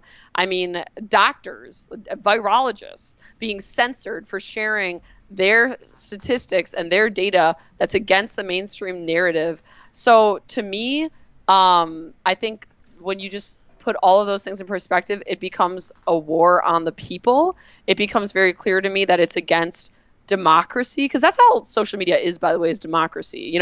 We vote with our likes. If something goes viral, that's because enough people, quote, voted on it so that they're communicating the platform. Like, I found value in this, so I think other people will find value in this, so I'm going to like it, share it, and then boom, it reaches more people. Social media content and the news online is a democracy. It's like people are voting on interesting and compelling content that needs to be seen. The news is hand-selected and spoon-fed to you. It's not a democracy. It's just selected for you.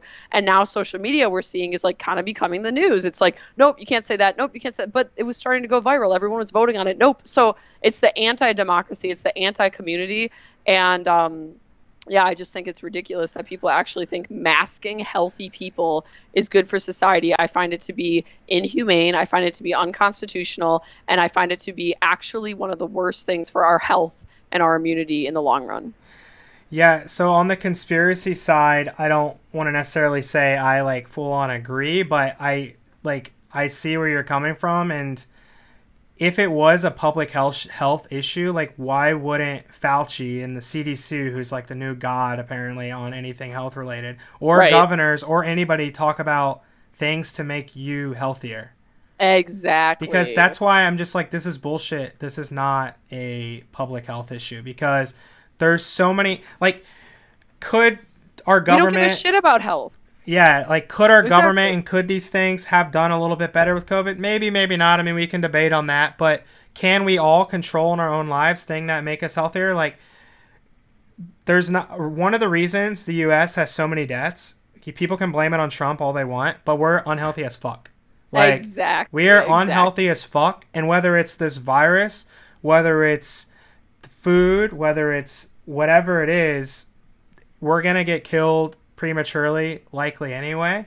So, I mean, this is like real spiritual and stuff, but the amount of stress, the amount of, like, we do so many unhealthy things, and now all of a sudden, like, we want to focus on this one tiny little aspect of health, which in all actuality... It makes no sense. I mean, 60,000 people die a month of diabetes in this country. Like, where is the outcry?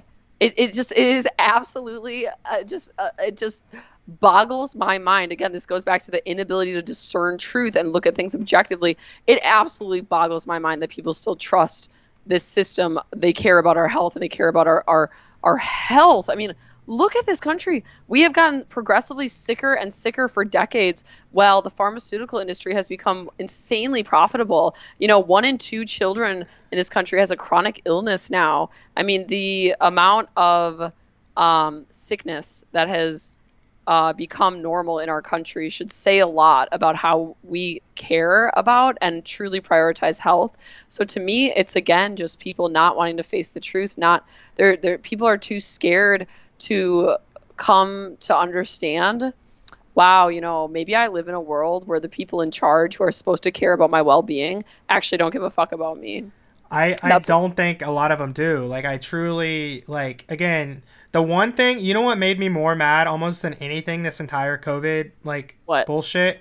The whole Nancy Pelosi taking advantage of the salon in San Francisco. Like, in San Francisco, she knows the laws. She's the one that's, like, leading these on a national level. And she's going to play dumb and then, like, shit on the salon owner that is just trying to make a living, and like, oh, the salon owner planted me. Like, maybe she did, maybe she didn't, but you still know the laws. Like, if we go murder somebody and I say, hey, well, she told me we could murder this person, like, you still are responsible for laws. And I'm just like, it is so much hypocrisy. And I can't believe. And then the Democratic narrative right now, where U.S. is systematically racist, but also the Democratic government.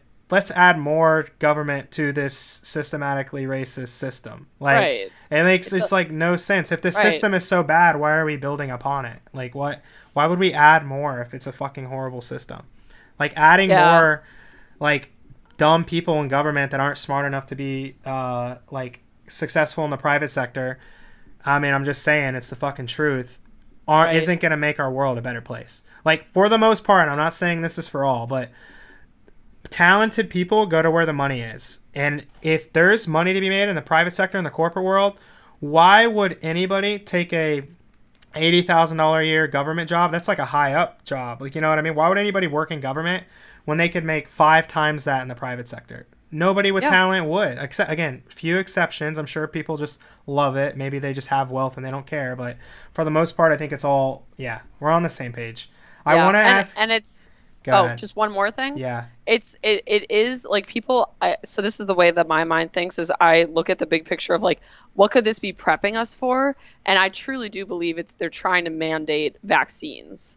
They're trying to create so much fear and shame that they can mandate vaccines. And this whole thing with everyone wear a mask, everyone start to get really used to, you can't go on a plane without a mask. You can't go in a store without a mask. You can't do this without a mask. If you don't wear a mask, you're shameful. It's going to be the same thing when they roll out this vaccine. Oh, now everyone is used to complying, and this social conditioning has kind of made people used to this rule of, I can't participate in society, X, Y, Z, or whatever, if I don't have a mask. Well, what do you think is going to happen when the vaccine rolls out? It's going to be the same thing. Oh, you want to fly? Too bad you don't have the vaccine. Too bad you don't. Oh, you don't wear a mask for you. You wear it for others. Oh, you don't get the vaccine for you. You get it for others. What would the motivation? I've heard that before. That's where I'm a little uncertain. What would the motivation be for a mass vaccine? Like what? Why would they want that as an end goal? Oh man, I don't even know if you want to get me started on the vaccines, okay, man. Right. Because they're bad. You know, I'm not anti-vax. Like in theory, I understand the science behind a vaccine, but the vaccine companies, since 1986, this act was passed in the United States exempting all vaccine companies from any liability, because they threatened to like take it away from the government, and they weren't gonna produce these vaccines anymore. It was like this whole big thing. There's a movie actually out right now called The Act 1986. You should watch it. It's like really informative. It exposes all this bullshit about vaccines. So the way that they're produced is just very I don't know. I like got a reaction in my body even just thinking about it now, because you're tense. The way that it is produced is absolutely evil. What they're putting in these vaccines and putting in the human body. And people gladly take them, and we don't even know what the fuck is in them. Yeah, people gladly hand over their bloodstream. I mean, it to me is kind of like an evil genius, because it's not enough to like kill you right then and there. Well, it can actually. There is vaccine injury. That's a real thing that can actually happen. But it's more of like just clipping everyone's wings so that you don't even really notice. You just got sicker, and your immune system just got docked. And now you're actually going to be more susceptible to illness. You're going to be more susceptible to chronic disease, so that they can sell you their drugs in the future, and so that you can become a lifelong patient. You know, I mean, studies have shown that a lot of the people getting COVID-19 have gotten the flu shot. One of my staff members, she just went and got the flu shot. She's been sick all week with the flu. I'm like, why'd you get the flu? I'm like, why'd you get this? Like, you're perfectly healthy. You don't need. So I do understand the whole measles thing. Like, vaccines have done a lot of good. They can stop things. It's become very corrupt, and I think it's become a way to make people a little sicker from the time that they're born, because babies get like 70 shots now. It's like ridiculous. Like from the time you and I were born, we even got lucky, you and I, because what year were you born? 90. So yeah, so we were just born a few years after that act was passed, and we, got some vaccines, but it's gotten like progressively worse and worse and worse. And I do believe that they want to vaccinate everyone because they don't want us to be healthy. I mean, this is what I'll say about health, what I know, and I'm not, you know a lot more about this, but the minimal research I have done is obviously healthy people don't really die from viruses. Right. And also we're getting we're getting much unhealthier as a society.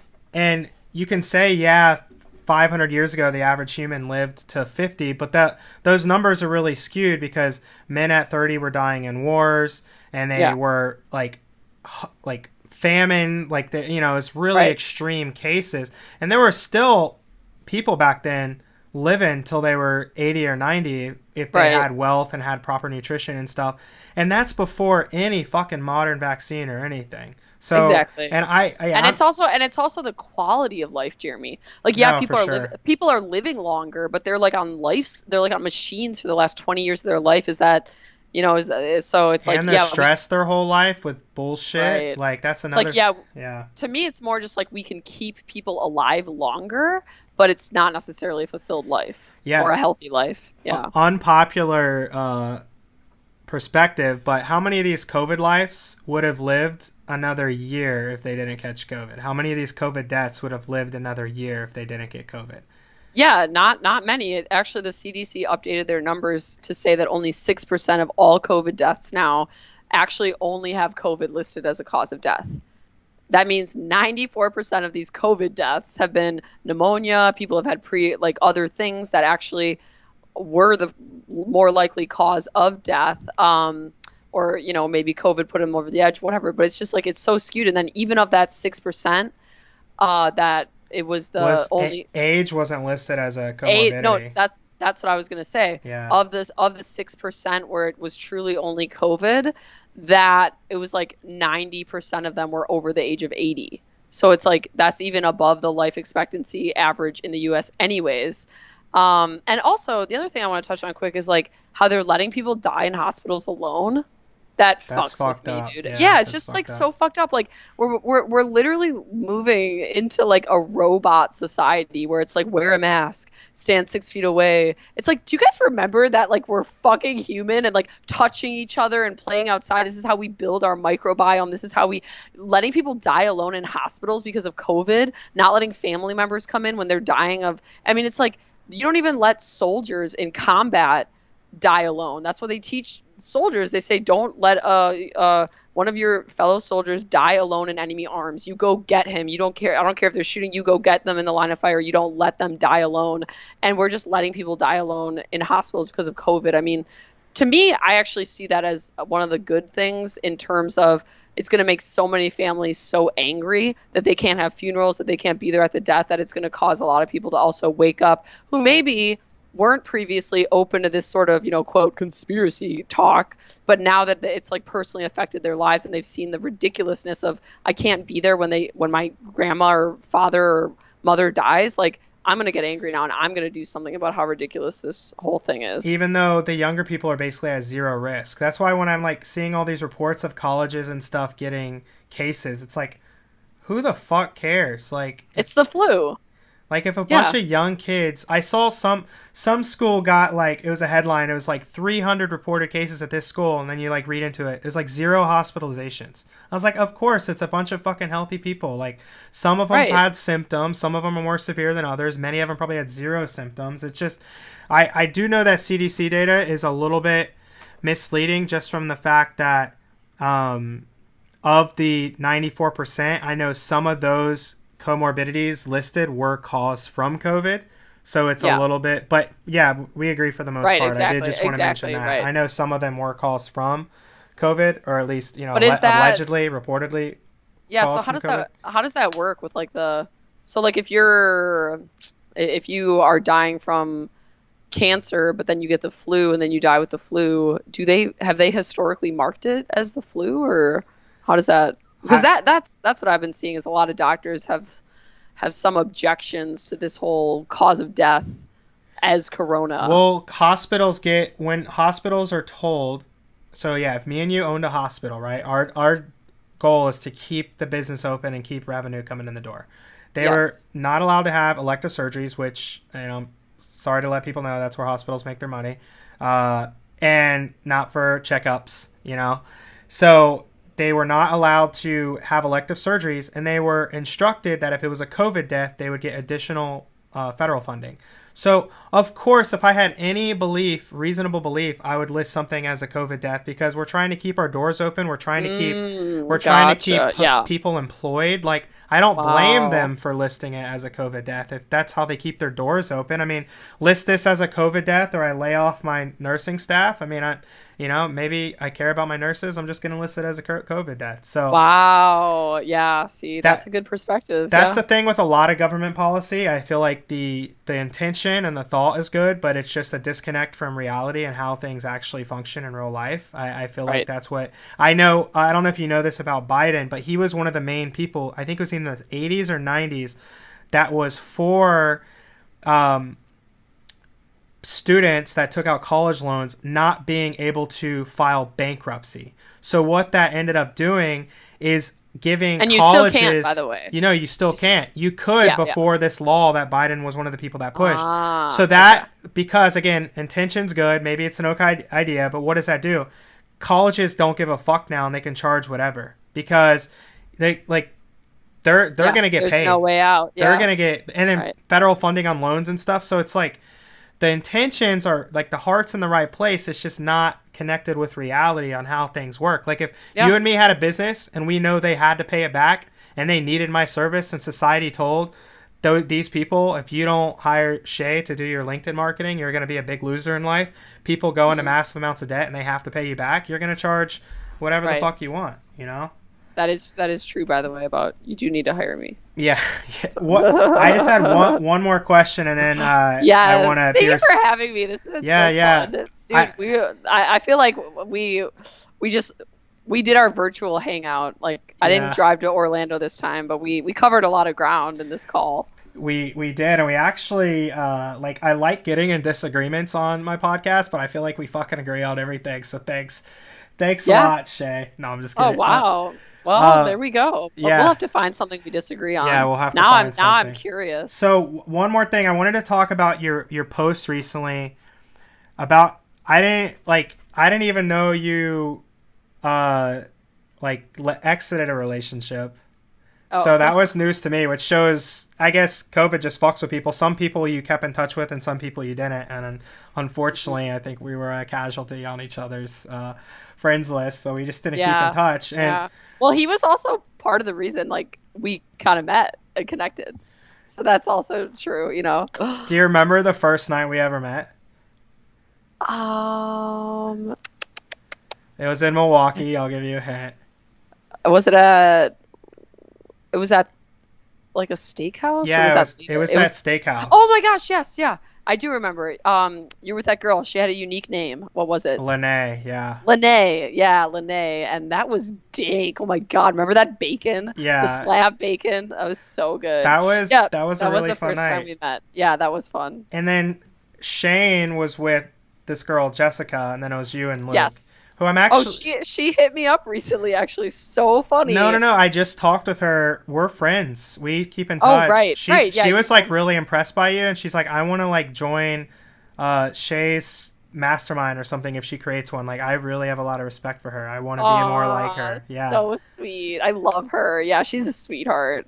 Yeah, she was just, like, had nothing but the nicest thing. She's like, I wish I had that confidence. And so... Join my boot camp. That's what I teach people. Oh, you have a boot camp?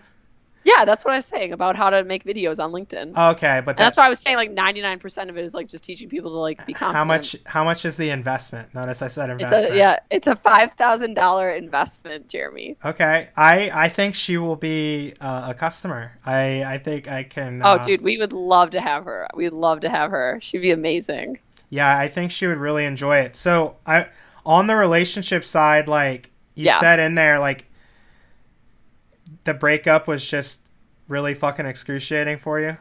Was it? Yeah. It was just really rough? Yeah, you know, so it's kind of perfect that you asked this question because in the beginning of this episode, I opened it up with my story about moving to Miami, having, you know, like hitting rock bottom with my depression, trying ayahuasca, remembering my childhood repressed memories, and then, like, you know, starting to heal it all. So, like, one thing that ayahuasca will do is it's not just about like the night that you take ayahuasca. Like the effects of this medicine can take months, years to actually unfold. And for me, what had happened is through my journey with ayahuasca and really finally remembering everything that had happened with my parents growing up, like, oh man, like, I mean, I knew it was bad, but it was really this bad. And like, you know, starting to really face that shame again and go through that whole process, it caused me to look at my partner differently. You know, it caused me to suddenly like look at my partner like, well, wait a minute, like I actually think you're a lot like my parents, you know, and until we resolve our childhood trauma with our parents, we're only going to attract our parents in relationships. I mean, that's just the way it works. So I was very unconscious. I was very wounded. And I realized after I did ayahuasca, like, oh my God, I've attracted my dad and my mom. You know, they were both narcissists. And this partner of mine just was not in my highest good. And I wasn't seeing that for the whole time I was with him just because of how unconscious and unhealed I was. So when I finally started healing, this is what's so beautiful about ayahuasca. Like, I started to face myself. I started to heal. I started to dismantle this victim mentality. It was like I was done. Like, I'm ready. And I started the big shift in me that I think caused him to leave. And he actually left for another woman, which made it a lot harder. But in the end, it was like the most beautiful thing. And I'm glad that it happened. But it was really that, like, I started to set boundaries. Like, I just started to set boundaries. I just started to take care of me for a change instead of always, like, putting this person ahead of me and making their needs the priority. It was like, no, you know, like, I've been through a lot. I need this right now. Like, I need this time for healing. And he just wasn't about it, because our whole relationship dynamic previously from that point was like, you serve me and that's it. You know, like, there are no rights for you here. And again, I just was blind to it. I started setting more and more boundaries. And I think it just caused him to say, well, if you're not going to let me control you and walk all over you anymore, I'm going to go find another woman who is easy to control. And that was the really crazy thing about it, is like, this woman that he left me for, she reminded me a lot of me when I had met him 4 years ago, like who I was like when I met him. So that was like the trippiest thing ever. I was like, whoa. But yeah, you know, I just think that it sucks. You know, it sucks because we shared a lot together. We built a lot together. And yeah, professionally and personally. That's a lot. Yeah, totally. Like, totally, you know, in another parallel universe somewhere out there, I truly think we could have been like the most amazing power couple. But in the end, I wanted to grow and I wanted to level up, and I don't think that he was ready, and it just caused us to split. And it caused it to happen in a not so graceful way, which, you know, I get to look at. I get to own that. You know, a lot of times, like, people like to play the victim in these sorts of relationships, like, oh, I got cheated on, what an asshole, what, all men are trash. It's like, no, I'm not really about that. It's like, dude, who was I to manifest a partner that would treat me so disrespectfully? You know, like, how was I showing up in the world that I would attract someone who would treat me this way? You know, like, own that yourself. If you keep getting cheated on in relationships, hate to break it to you, Sally, it's you. You know, it's something. It's something. My therapist would be so proud of you right now. You're owning it all. You're owning it all. Yeah, that's like the thing. It's like owning your own feeling. Like, you're taking 100% accountability. That's very admirable. Thank you. Yeah. So I will say that it was a huge weight that I didn't realize I had until it ended. So as much as I was heartbroken and hated the other girl and was like a little bit in my victim mentality still at that time in my life, it's the greatest blessing. It's the greatest blessing. It showed me, oh my God, I don't need to be codependent on a man. And like, I can actually do this all on myself. And I actually have way more fun doing this by myself. And oh, it looks like I can actually make more money by myself. Yeah. And like, it's just so funny how God works. You know, I was truly, this time last year when he had just left me, I was literally crawling from my bed to the toilet for 2 weeks. I could not even I could not even exist. And here I am a year later in this 4,000 square foot house on the beach with a pool and like a bunch of employees and working for Ty Lopez and just doing the damn thing. So I'm super grateful. And I, wherever he is, I do wish him the best. I truly mean that. I'm not being petty. Like, he's a really smart guy, one of the most genius people I have ever had the pleasure of being in the same room as. And I know that the more anyone heals and addresses their own bullshit and their own wounds, their own insecurities, the more that they can actually contribute to the world in a productive way. So I hope the best for him. Yeah, and sometimes, you know, obviously I know both of you, but sometimes two good people just aren't a good fit for each other ultimately, right? But I will say, just like your energy and vibe, just since we first met back at that steakhouse in Milwaukee till now, I feel like you're definitely like so comfortable with yourself, which is awesome. Thank you. Like, I've seen like you before you were like on LinkedIn and stuff, you know. This was like pre-LinkedIn. I mean, this was maybe like early LinkedIn, but either really early or pre, like one of the two. Yeah, you saw me. I was good at hiding it and good at fitting in and everything, but I was just really wounded. You know, I didn't know myself, and I was constantly seeking the approval of others around me instead of just like living in my truth. So here I am.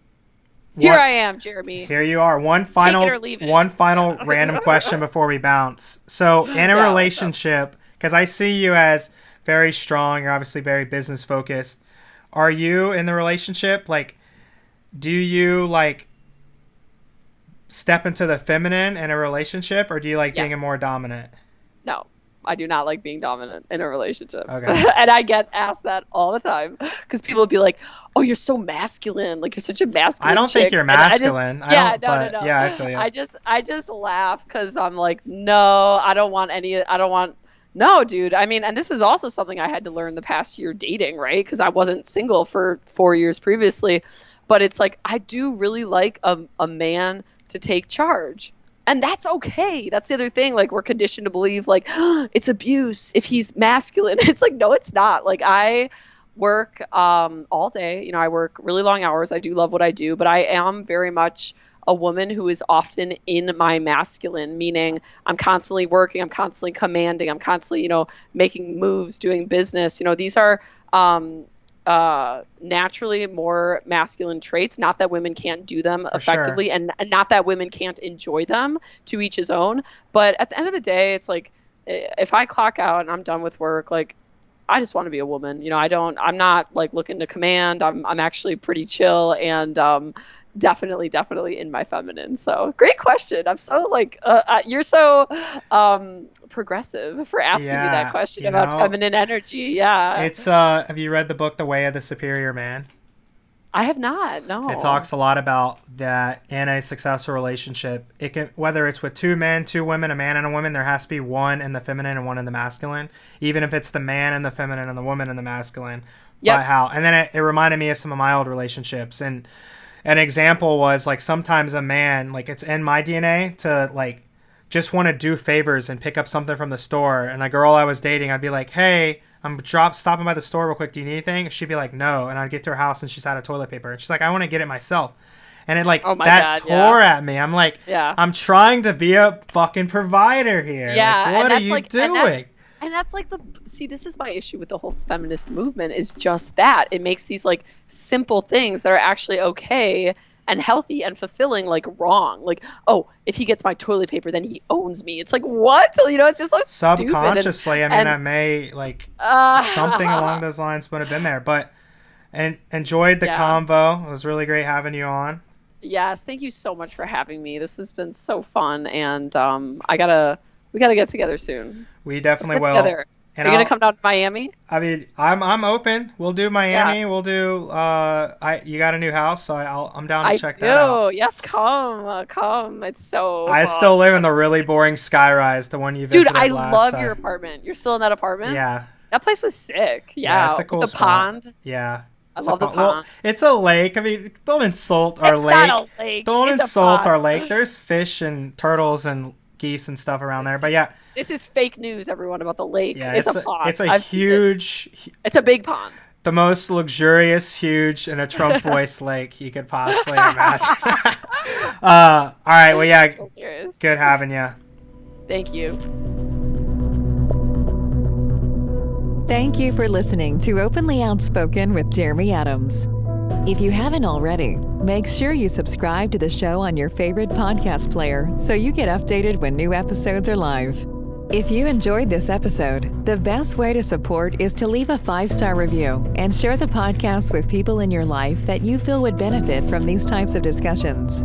Visit openlyoutspoken.com for additional details on the show. Find out how to connect with Jeremy on social media and learn more information about Jeremy's personal and business life.